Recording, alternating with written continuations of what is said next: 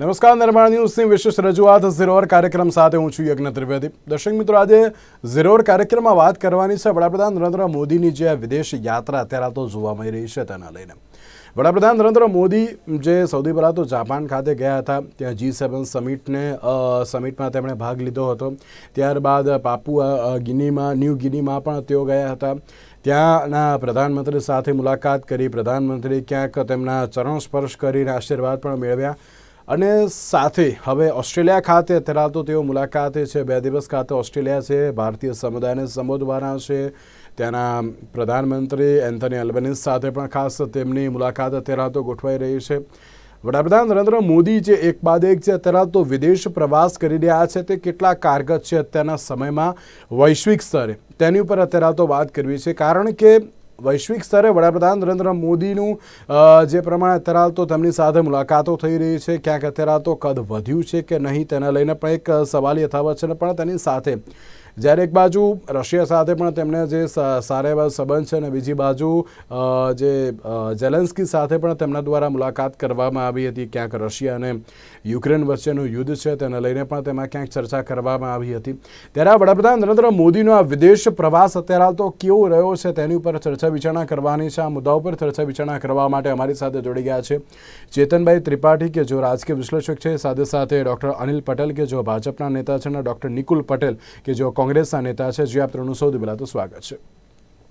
नमस्कार चेतन भाई, सबसे पहला मैं प्रश्न आपको करना चाहूँगा कि जिस तरीके से प्रधानमंत्री नरेंद्र मोदी का विदेश का जो दौरा अभी चल रहा है, कैसे आप उसको देख रहे हैं? क्योंकि जापान में G7 बैठक में उन्होंने भाग लिया और उसके साथ ज़ेलेंस्की के साथ की भी मुलाकात की, फिर बाइडेन की बात करें और फिर ऑस्ट्रेलिया का दौरा भी है। कैसे देख रहे हैं आप विदेश प्रवास को?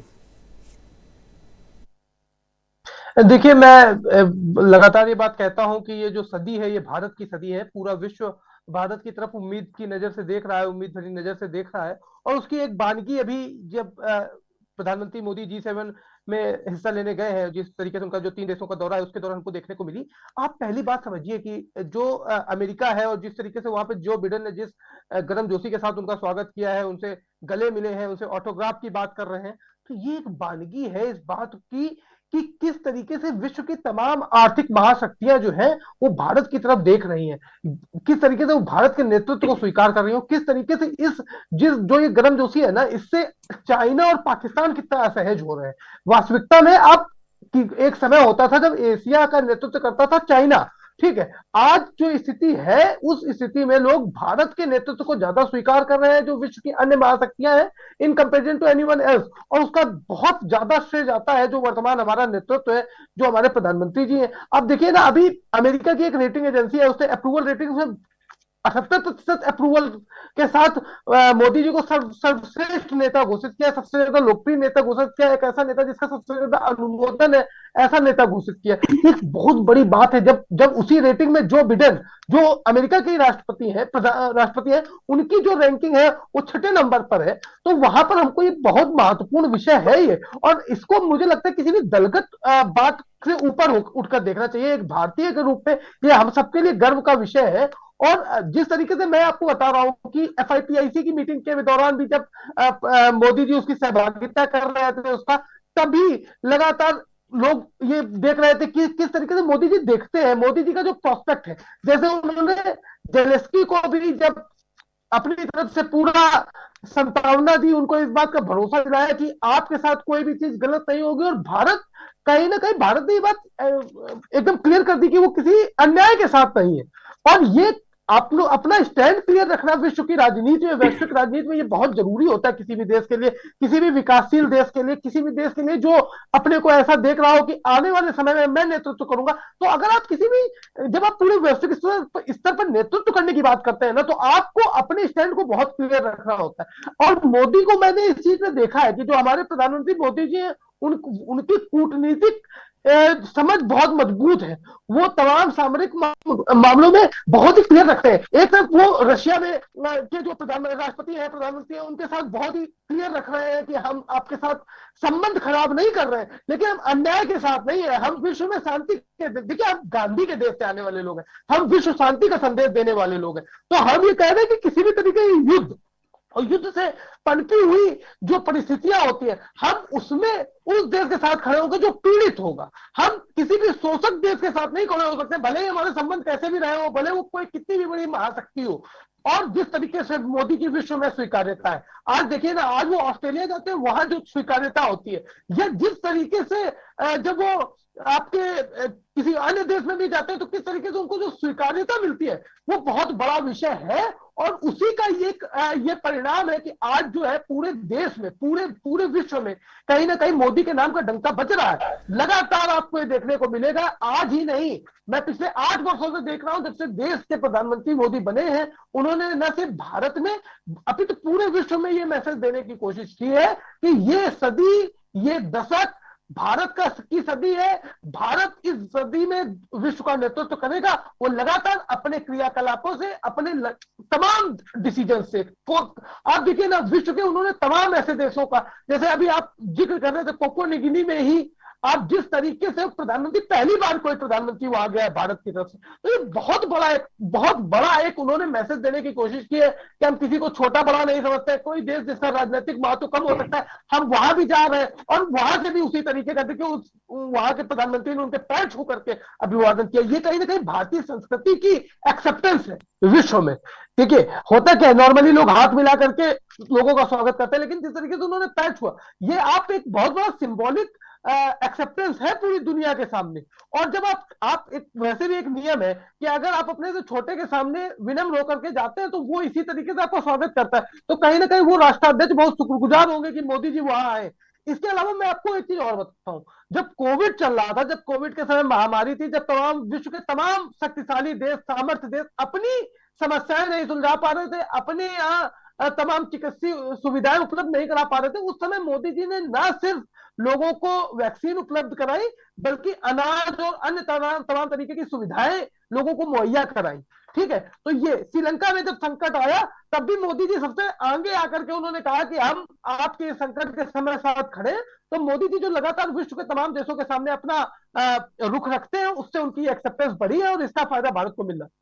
બિલકુલ નિકુલભાઈ, આપ કઈ રીતે જોઈ રહ્યા છો આ વિદેશ પ્રવાસને? કારણ કે જ્યારે પણ વડાપ્રધાન નરેન્દ્ર મોદી જતા હોય છે, ત્યારે પણ જે આ વિદેશ પ્રવાસ જે થતો હોય છે તે ચોક્કસ એક મહત્વનો સાબિત થતો હોય છે. આપ કઈ રીતે જોઈ રહ્યા છો એઝ અ કોંગ્રેસના સ્પોક પર્સન તરીકે?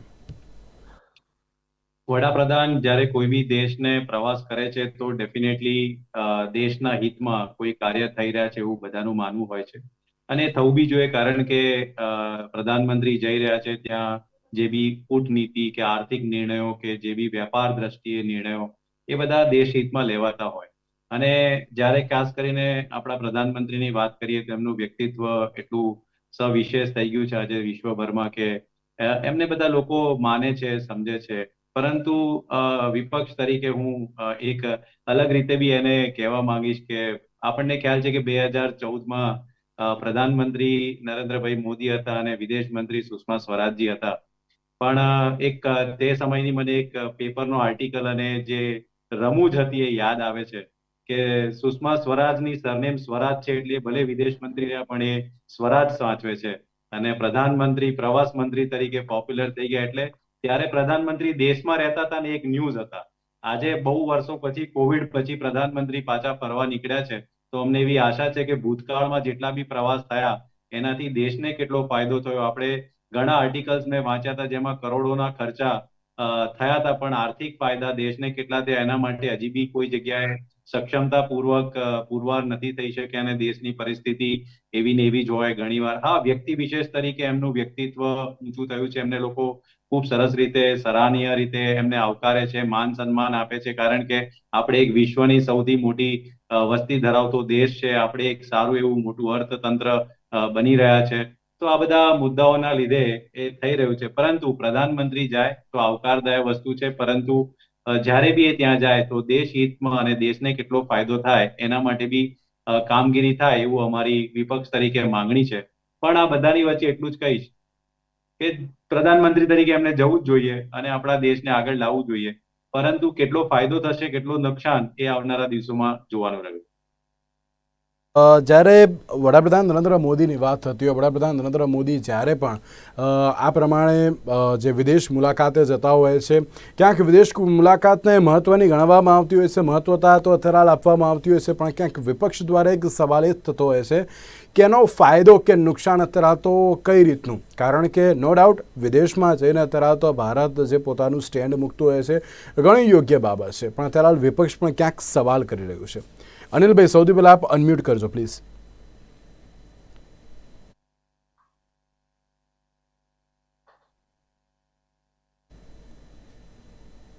યજ્ઞ જી સંભળાય છે? જી જી જી. જો આજે નરેન્દ્રભાઈ નું જે સ્વીકૃતિ છે એ દેશ અને દુનિયા, સમગ્ર દુનિયા એના લોહા માને છે. હમણાં ભાઈ ચેતનભાઈએ પણ ઘણી બધી વાત કરી. તમે લોકપ્રિયતાનું જો માપદંડ ગણો તો સતત છેલ્લા 5 વર્ષથી વિશ્વમાં નરેન્દ્રભાઈ લોકપ્રિયતામાં નંબર 1 છે.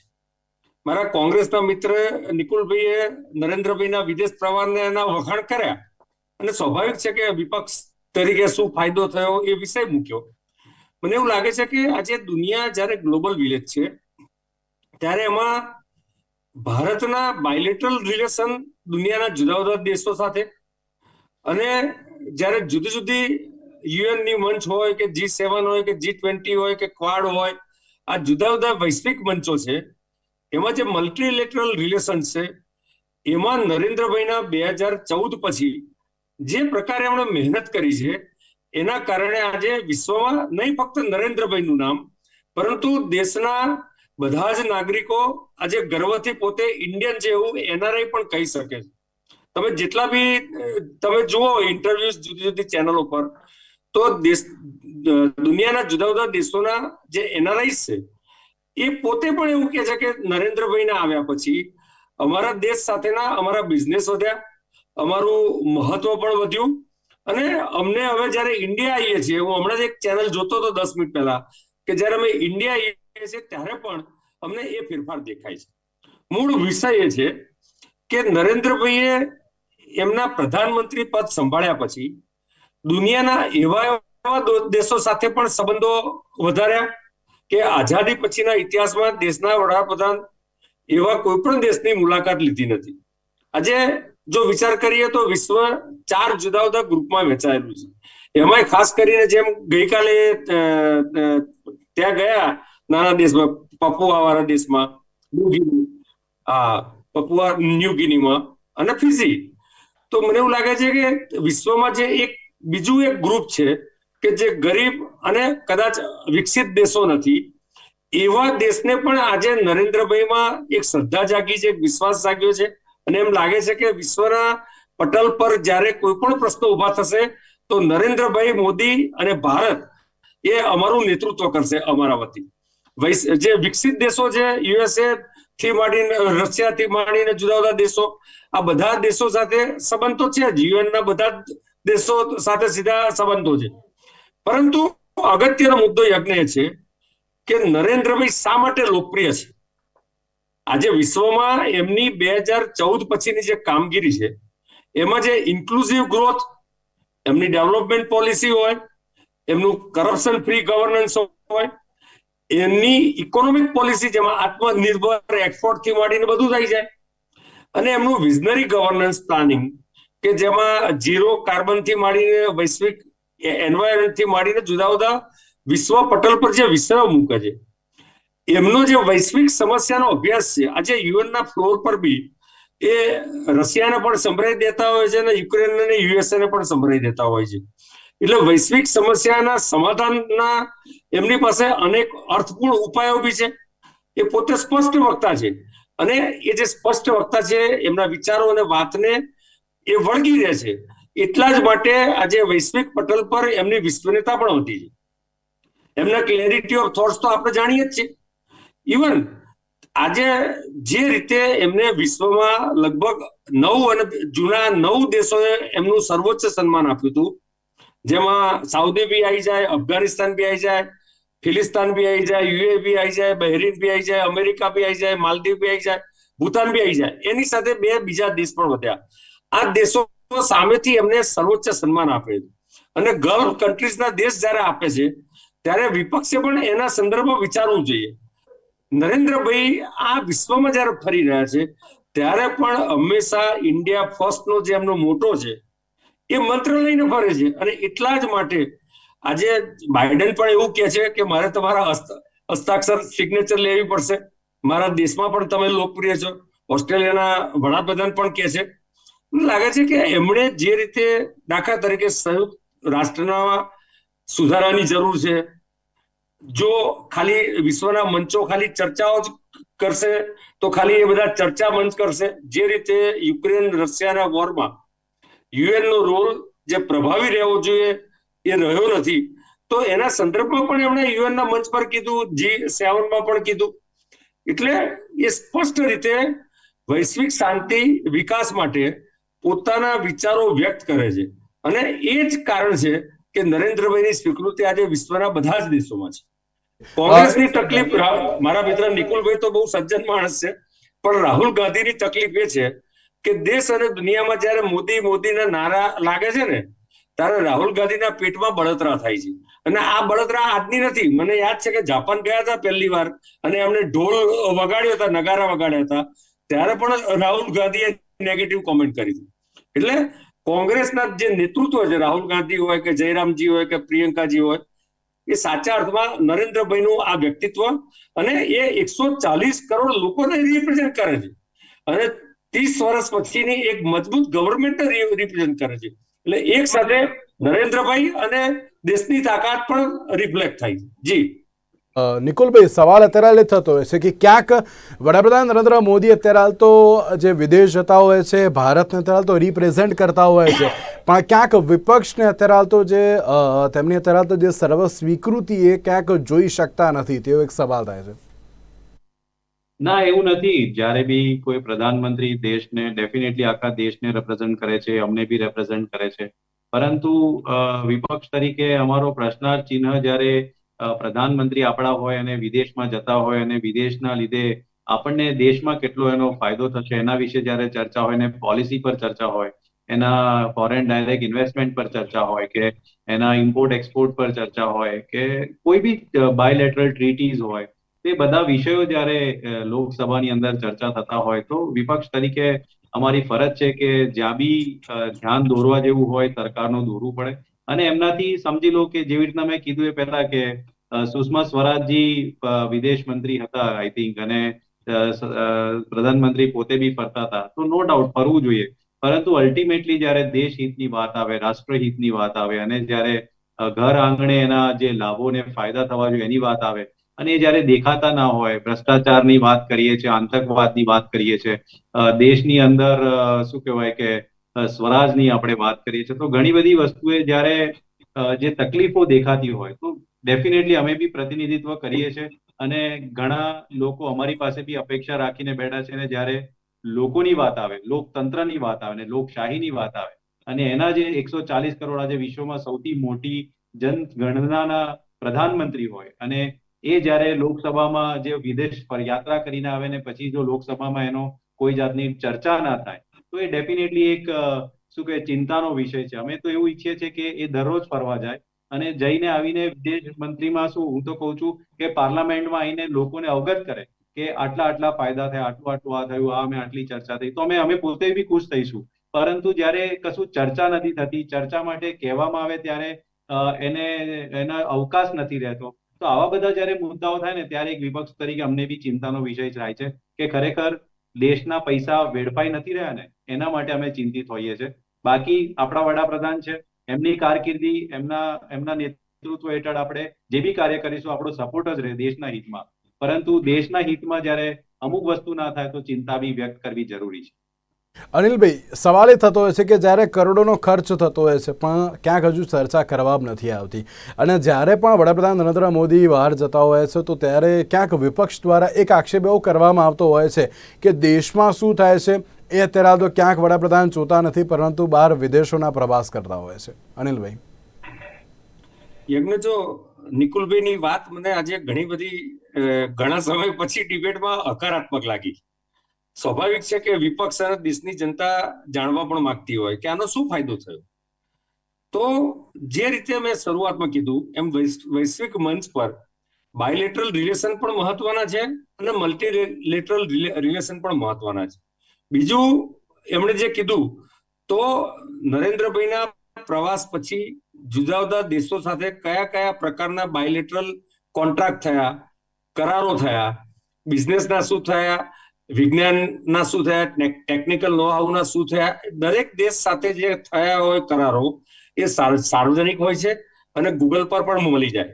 નંબર 3, આજે નરેન્દ્રભાઈના આવ્યા પછી ફોરેન ડાયરેક્ટ ઇન્વેસ્ટમેન્ટ અત્યાર સુધીનું સૌથી હાઈએસ્ટ થઈ ગયું. તમે આપણું જે રિઝર્વ છે એ કેમ થયું હાઈએસ્ટ? તો એ નરેન્દ્રભાઈની વૈશ્વિક પોલિસી અને સંબંધોના કારણે. બીજું, આ પ્રકારના જે સંબંધો વિશ્વમાં ફર્યા પછી જે ઉભા થયા છે, તો આપણી જે બોર્ડર પર ચાઇનાની થ્રેટ થઈ હોય કે પાકિસ્તાન સાથેના સંબંધો હોય, અનિવાર્ય પાડોશી જ આપણું, તો એમાં પણ વૈશ્વિક મંચ પર જુદા જુદા લોકોનો સપોર્ટ પણ જરૂરી હોય છે. નરેન્દ્રભાઈના આ સંપર્કોના કારણે યુએનમાં એક ચાઇના સિવાય બધા જ દેશોએ યુએનના પરમેનન્ટ સભ્ય બનાવવા માટેની રજૂઆત કરી છે. તમે દાખલા તરીકે બિઝનેસની વાત કરો તો હમણાં ટેસ્લાનું સ્ટેટમેન્ટ મેં ગઈકાલે જ વાંચ્યું કે એ ટેસ્લા પોતે અહીંયા આગળ મેડ ઇન ઇન્ડિયા કાર બનાવવા માટે પણ તૈયાર છે. આજે જે ચિપ્સ છે એ ચિપ્સ પણ આવનારા સમયમાં નહીં ફક્ત ગુજરાત પણ આખો દેશ જે મોબાઈલમાં આવે, કારમાં વપરાય, અને વચ્ચે કોવિડ વખતે જેની શોર્ટેજ થઈ અને જેના પ્રોડક્શન બધાના અટકી ગયા હતા, કારથી માંડીને મોબાઈલ્સથી માંડી બધાના, એ ચિપ પણ આજે આપણા દેશમાં જુદા જુદા ટેકનિકલ નો હાઉના આધારે આપણા દેશમાં પ્રોડક્શન થવાનું છે. તો જે આત્મનિર્ભર ભારત જે છે એ પણ દુનિયાના જુદા જુદા દેશો સાથેના સંબંધના આધારે આનું નિર્માણ થયું છે. તો આવા તો ઘણા મુદ્દા છે અને આ જુદા જુદા દેશ સાથેના રિલેશનમાં આપણી બોર્ડર પોલિસી હોય કે આપણી ડિફેન્સ પોલિસી હોય, આપણી ઇકોનોમિક પોલિસી હોય, આજે દુનિયાના બધા દેશોને એકબીજા ઉપર અસર થવાની જ છે. તો આ સંબંધોના કારણે આજે વૈશ્વિક રોકાણ એ હિન્દુસ્તાનમાં આવી રહ્યું છે અને એટલા જ માટે આજે યુક્રેન રશિયાના યુદ્ધના કારણે જે વૈશ્વિક પરિસ્થિતિ ગ્લોબલ સ્લોડાઉન થયું છે એમાં જે રેઝિસ્ટન્સ છે એ ફક્ત ઇન્ડિયામાં જ છે અને એટલા જ માટે ઇન્ડિયા આર્થિક રીતે પણ ટકી રહેવાનું છે અને આ જ પ્રકારના સંબંધોના કારણે છે. આમાં નરેન્દ્રભાઈના વ્યક્તિગત લાભનો વિષય જ નથી. આમાં હિન્દુસ્તાનના 140 કરોડ લોકોને જે લાભ થવાનો છે એ નરેન્દ્રભાઈ એના માટે પ્રયાસ કરે છે. બીજું યજ્ઞ, મારો પ્રશ્ન એ છે કે 2014 પછી નરેન્દ્રભાઈ પરદેશ ગયા છે, એ કોઈ હિલ સ્ટેશન પર ફરવા ગયા છે? તમે સતત પ્લેનમાં પણ એમની મિટિંગો, ફાઇલો જોવાની, ત્યાં ગયા પછી પણ 12 કલાકની અંદર 7 થી 8 જુદી જુદી મિટિંગો થાય છે. એમની એક મિનિટ ટુ મિનિટનો કાર્યક્રમ હોય છે અને એ કાર્યક્રમ સાર્વજનિક હોય છે અને એક સમય એ દેશ માટે ફાળવે છે. આમાં એવું નથી કે જુદા જુદા દેશોમાં જઈને ફરવા જાય છે કે હિલ સ્ટેશન પર જાય છે કે દરિયા કિનારે ફરવા જાય છે. નરેન્દ્રભાઈએ 2014 થી આજ દિન સુધી વિદેશના પ્રવાસમાં 1 મિનિટ એમણે પોતાના વ્યક્તિગત જીવન માટે કાઢી નથી. તો સ્વાભાવિક છે કે દેશ માટે છે. જી યજ્ઞ. એટલે કે ક્યાંક અત્યારે સવાલ એ થતો હોય છે કે જ્યારે વડાપ્રધાન નરેન્દ્ર મોદી અત્યારે તો જે આ બહારની જે મુલાકાત અત્યારે તો કરતા હોય છે ને, ક્યાંક સવાલ અત્યારે તો એ થતો હોય છે કે વિપક્ષ પણ એક જ સવાલ કરે છે કે આ પરિસ્થિતિમાં હવે જે આ આખી જે ઘટના સામે આવી છે કે ક્યાંક ખર્ચની વાત જોવા મળતી હોય છે, ખર્ચની સાથે સાથે એમ પણ કહેવામાં આવતું હોય છે કે ના, વડાપ્રધાન નરેન્દ્ર મોદી જો આ પ્રકારની જે મુલાકાત કરતા હોય છે તે અત્યારે તો કેટલી સર્વસ્વીકૃત છે તેને લઈને પણ एक बात જોવા મળતી હોય છે.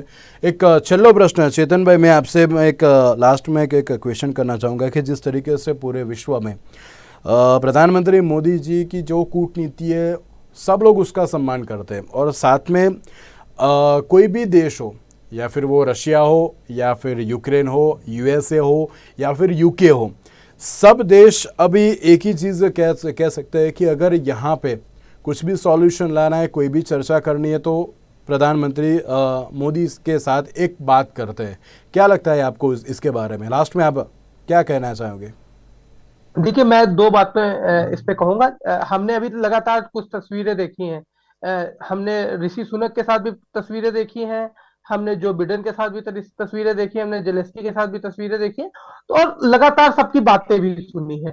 सारे के सारे राष्ट्राध्यक्ष जब भी प्रधानमंत्री मोदी की बात होती है तो सब उनकी तरफ एक होप के साथ देखते हैं, और कहीं ना कहीं ये उनके अपने व्यक्तित्व का ही एक औरा है कि आज देश, किसी भी देश का राष्ट्राध्यक्ष हो, वो उनको न सिर्फ सम्मान की तरह देखता है, बल्कि उनसे ये अपेक्षा करता है कि वो उनको महत्वपूर्ण सलाह देंगे। दूसरी बात एक जो यहाँ पर बहुत महत्वपूर्ण है, आज हम एक देश के रूप में भी समझने की जरूरत है। कोई भी देश, विश्व के पटल से, मैं किसी भी देश की बात कर रहा हूं ना, मैं सिर्फ यूके की बात नहीं कर रहा, मैं यूएसए की बात नहीं कर रहा, मैं किसी भी देश की बात कर रहा हूं। आज अब कुछ दिन पहले पाकिस्तान के विदेश मंत्री भी भाई आए थे ना भारत। आज सबको ये पता है कि अगर हमको वैश्विक पटल पर अपनी अपनी बात रखनी है और अपनी बात को मजबूती से लोगों को बताना है, तो हमको ये जरूरी है कि भारत हमारे साथ खड़ा हो। ये आज एक विश्व के तमाम देशों की मजबूरी। और ऐसे समय में प्रधानमंत्री मोदी एक तरफ जेलेंस्की के साथ अच्छे संबंध रखते हैं, दूसरी तरफ व्लादिमीर पुतिन के साथ अच्छे संबंध रखते हैं, जो एक बहुत महत्वपूर्ण, एक बड़े राष्ट्राध्यक्ष को हमेशा ये करना चाहिए। मुझे याद है, ये आज तो भारत एक बड़ा मतलब एक विकासशील राष्ट्रों की श्रेणी में सबसे आगे खड़ा हुआ है, लेकिन जब 1947 में पंडित नेहरू इस देश के प्रधानमंत्री थे, तो भी आप देखिए कि विश्व के दोनों धड़े, जो उस समय महत्वपूर्ण, विश्व तो दो धड़ों में बटा हुआ था, मुझे याद है कि दोनों धड़े के नेता ये चाहते थे कि नेहरू हमारे साथ आए। ठीक है, तो एक बड़े नेता की क्वालिटी यही है कि वो जो दोनों ही नेता, जो कोई भी नेता हो विश्व का, वो उनको एक्सेप्ट करे। थोड़ा समय कम है प्लीज। जी जी जी जी। और ये आज बहुत महत्वपूर्ण है, जिस तरीके से मोदी जी ने पूरे विश्व में अपनी एक्सेप्टेंस दिखाई है ना, उसका आने वाले समय में भारत को बहुत ज्यादा फायदा मिलने वाला है। और मैं आपसे लगातार ये कह रहा हूं कि जो भारत विश्व गुरु बन रहा है, मैं ये बात कह रहा हूं आपसे कि आप विश्व इस बात को स्वीकार करने लगा है कि भारत विश्व गुरु है। જી યજ્ઞભાઈ, જે રીતે વડાપ્રધાન નરેન્દ્ર મોદીની આ મુલાકાત છે અને હવે આગળ તેને લઈને ધરાવતો ભારતને કેટલો ફાયદો થશે તે તો હવે જોવાનું જ રહ્યું। તેની સાથે ચેતનભાઈ, અનિલભાઈ અને નિકુલભાઈ, આપ ત્રણે આભાર અમારી સાથે ચર્ચા વિચારણામાં જોડાવા માટે। તો આજની આ વિશેષ રજૂઆતમાં બસ આટલું જ આપશો। નમસ્કાર।